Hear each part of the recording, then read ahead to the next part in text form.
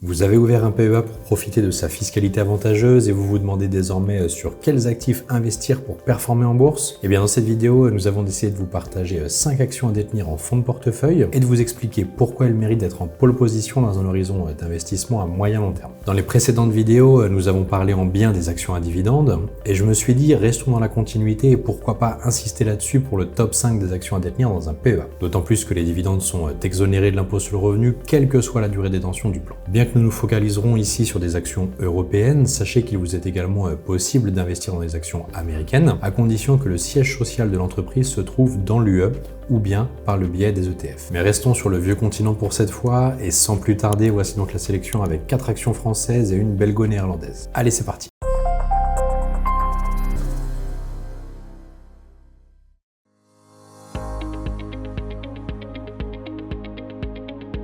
Vous êtes nombreux à vous intéresser à la chasse aux actions à haut rendement. Malheureusement, très souvent, vous avez tendance à y laisser des plumes car toutes ne sont pas égales entre elles. Le critère du rendement ne doit pas être une fin en soi pour investir en bourse. Mais si vous tenez à en consacrer une partie de votre portefeuille, Total Energy est l'une des rares actions à haut rendement dignes de ce nom, avec un dividende qui est en croissance depuis 2000. Plus fondamentalement, Total Energy, donc TTE, est bien armé pour affronter le spectre d'une récession et dans le même temps une baisse importante du prix du pétrole. D'autre part, la major pétrolière dispose d'un bilan financier solide qui ferait rêver beaucoup d'investisseurs. Sa dette sur EBITDA qui permet d'évaluer sa capacité à rembourser la dette est de 0,96, soit nettement en dessous de la limite des 5 recommandées par les agences de notation Standard & Poor's et Moody's. Le ROE, ou rentabilité des capitaux propres, qui mesure le retour sur investissement de l'argent des actionnaires, bat un nouveau record sur les 10 dernières années à 18,4%. Dans le même temps, son payout ratio qui mesure la capacité de l'entreprise à augmenter son dividende est de 38%. Et pour rappel, plus le payout ratio est faible, plus vous aurez de chances que Total Energy propose un dividende en hausse l'année prochaine. Enfin, pour couronner le tout, la major pétrolière reste sur une croissance moyenne des bénéfices de près de 21%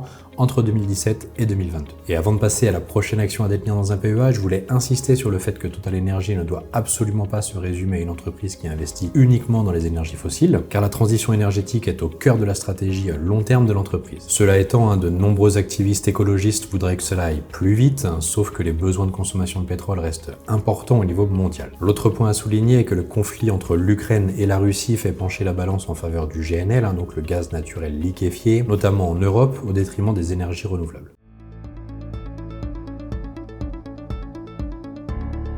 Si vous cherchez une action ayant un profil à la fois défensif et de croissance, jetez un œil sur un autre poids lourd du CAC 40, Sanofi. D'une part, le secteur de la santé est relativement peu sensible au cycle économique et épargné en temps de crise. D'autre part, vous investissez pour profiter du vieillissement de la population, qui en plus d'être l'une des méga-tendances de demain, serait favorable au développement de nouveaux vaccins et médicaments. Sans oublier que le groupe pharmaceutique possède une belle exposition à l'international. En cours de bourse, ça fait les montagnes russes, il s'est effondré de ses plus hauts historiques en avril 2022 jusqu'à la zone de support des 76-77 €, avant d'y revenir spectaculairement. Malgré tout, sur le plan financier, il n'y a pas de quoi mettre de l'huile sur le feu avec une croissance moyenne de ses bénéfices de 17,5% sur les 5 dernières années. La rentabilité sur capitaux propres à 11,2% et la dette sur EBITDA à 1,5 montrent que le bilan financier est relativement sain. De facto, Sanofi a les cartes en main pour augmenter son dividende cette année, si bien que son payout ratio à 53,5% se situe en dehors de la zone d'alerte à hauteur des 70-80%.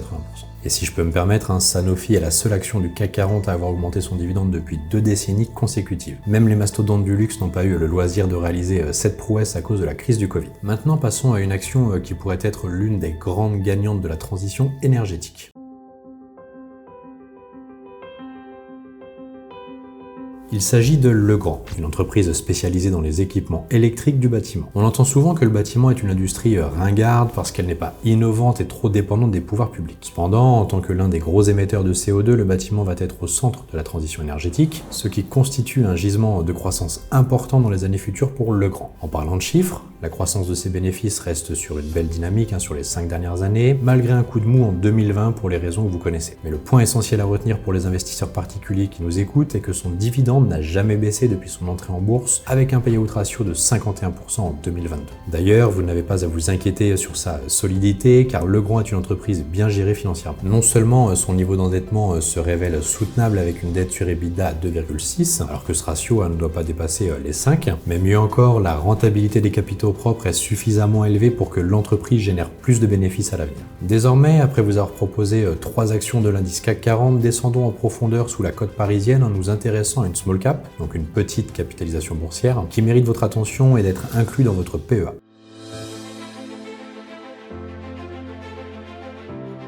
Investir dans des small caps peut booster la performance de votre portefeuille. Premièrement, vous avez affaire à des entreprises qui opèrent dans une niche de marché à fort potentiel. Deuxièmement, par leur petite taille à proprement dit, vous avez plus de chances de surperformer le CAC 40. Et s'il y en a une qui pourrait taper dans l'œil, Thermador Group a de quoi vous satisfaire. C'est une PME située dans le département de l'Isère qui excelle sur plusieurs marchés spécifiques dans le BTP, comme la plomberie, le réseau d'eau chaude sanitaire, la climatisation chauffage qui nécessite un entretien annuel pour assurer l'activité d'un immeuble ou d'une maison en toute sécurité. Il est donc peu probable que les clients ne peuvent s'en passer. Si je devais vanter les côtés positifs de cette small cap qui reste inconnue du grand public, je commencerai à regarder la performance de son cours de bourse sur 10 ans. Elle bat à plat de couture celle de l'indice CAC 40 et l'indice CAC Mid and Small. Thermador Group ne démérite pas par rapport au poids lourd du CAC 40. C'est une entreprise qui a traversé sereinement la grande crise financière de 2018 et celle du Covid sans broncher. La croissance des bénéfices sur les 5 dernières années à 24,5% est vraiment impressionnante dans une industrie qui ne fait pas bondir les foules. La rentabilité des capitaux propres s'élève à plus de 18% avec peu d'effet de levier, car de l'autre côté, la dette sur EBITDA est sous la barre des 1, au point même que vous pouvez dormir sur vos 2 oreilles au sujet de sa capacité à rembourser ses échéances. Quoi qu'il en soit, avec en supplément un payout ratio à 34,3%, le dividende de Thermador est extrêmement solide. Vous avez de fortes chances que la small cap l'augmente dans les années futures, d'autant qu'il n'a jamais baissé depuis 2000. Pour le dernier choix, il serait bien regrettable de ne pas profiter de certains avantages du PEA. Sortir de votre zone de confort franco-française vous offre la possibilité de diversifier votre portefeuille au niveau géographique ou du moins sur une bonne partie de l'Europe. D'autant qu'il existe des pépites à dénicher. Nous allons regarder un peu plus vers le nord de l'Europe en vous proposant une action belgo-néerlandaise.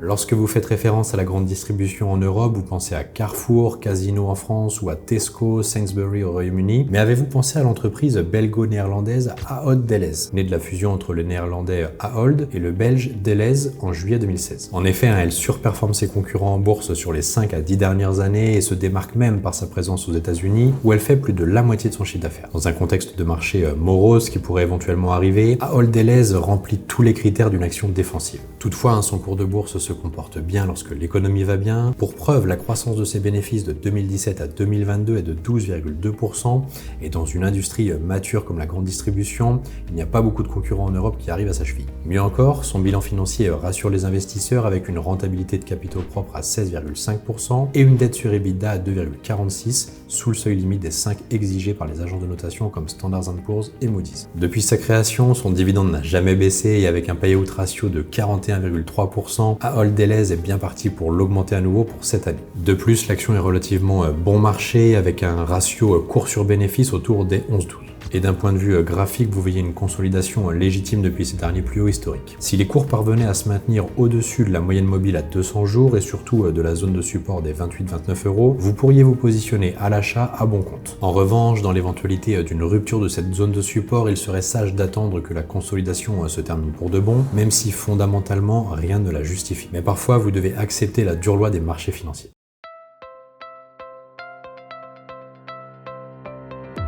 Voilà pour cette sélection qui, je l'espère, vous apportera satisfaction. Ayez le réflexe de penser aux actions qui versent régulièrement des dividendes, en hausse ou stable chaque année, pour bénéficier à la fois de l'exonération des dividendes sur l'impôt sur le revenu offerte par le PEA et de la puissance des intérêts composés dans la perspective de fructifier votre capital. Peut-être que bon nombre d'entre vous sont surpris ou déçus que les actions du luxe ne fassent pas partie du top 5 des actions à détenir dans un PEA. Bien que leurs fondamentaux soient de belle qualité intrinsèque, leurs valorisations sont excessivement élevées. Comme vous l'avez sûrement remarqué, elles ont été pénalisées en 2022 lorsque l'inflation faisait rage et que la Fed et la BCE ont relevé agressivement leurs taux. Imaginons que la baisse actuelle de l'inflation n'était qu'un répit temporaire et présageait d'une nouvelle vague de hausse dans les prochains mois. Eh bien, je crains que les actions du luxe fassent l'objet de prises de bénéfices forcés et ainsi d'une nouvelle séquence baissière. Par ailleurs, vous avez la possibilité d'investir dans des actions américaines dans un PEA à condition que leurs sièges sociaux se trouvent dans l'un des pays de l'Union européenne. Parmi les exemples les plus notables, il y a Accenture, Lint ou encore Medtronic. Autre point à noter,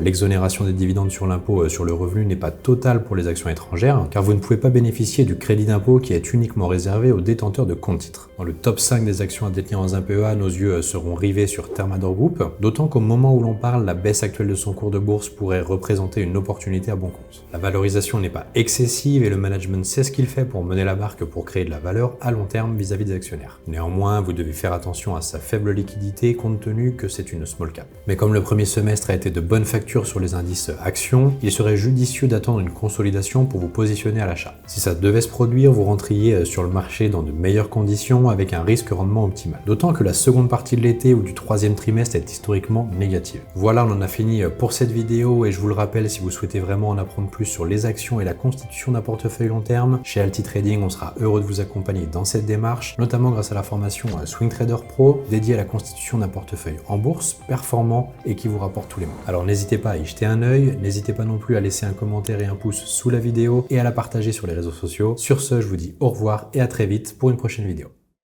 N'hésitez pas à liker cette vidéo si vous l'avez aimée.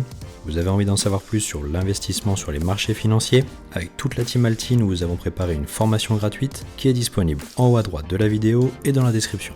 A bientôt et trader rentable pour une prochaine vidéo.